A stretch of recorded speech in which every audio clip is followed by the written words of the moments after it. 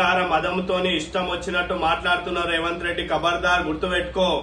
కాంగ్రెస్ లో ఉద్యోగం చేస్తున్నా అన్నావు. ఇవన్నీ మాటలు నీ బాస్ ఇటలీ మామ్ ని మెప్పొందించాలని చెప్పి హిందూ వ్యతిరేక విధానాన్ని అమలు చేయాలని చెప్పి నువ్వు చూస్తున్నావా? నీకు అట్లా మాట్లాడాలనుకుంటే నీ పేరు మార్చుకో, నీ మతం మార్చుకో. కానీ మతం మార్చుకున్నా వేరే మతంలో ఉన్నవాడు ఎవరు ఇట్లా మాట్లాడాడు. ఇట్లా మాట్లాడినోడు ఎవడైనా సరే, నీ పార్టీలో ఉన్న రాజశేఖర్ రెడ్డి అయినా సరే, హిందూ వ్యతిరేకంగా మాట్లాడితే చాలా గర్భంలో కలిసిపోయాడు. గుర్తుపెట్టుకో. ఈ హిందూ వ్యతిరేక విధానాన్ని మాట్లాడాలని చూస్తే నీకు నాలుక చీర్చి బొంద పెడతాం. గుర్తుపెట్టుకో. ఈరోజు హిందువులకు గుర్తుపెట్టుకోవాలి, కాంగ్రెస్ స్టేజ్ పైన హిందూ వ్యతిరేకంగా మాట్లాడితే వెనుకలున్న నాయకులు కొంతమంది వెక్కిలి నవ్వులు నవ్వుతున్నారు. ఇంతనన్నా సిగ్గుండాలే. రాజకీయం కాదు, అస్తిత్వం ముఖ్యం, హిందుత్వం ముఖ్యం.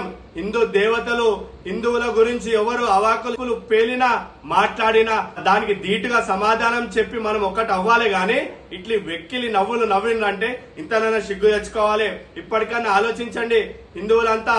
ఒక్కసారి ఈ రకంగా కాంగ్రెస్ అయితేంది, ఎంఐఎం అయితేంది, ప్రతి ఒక్క పార్టీ హిందువులకు వ్యతిరేకంగా మాట్లాడేటట్లుండ్రు.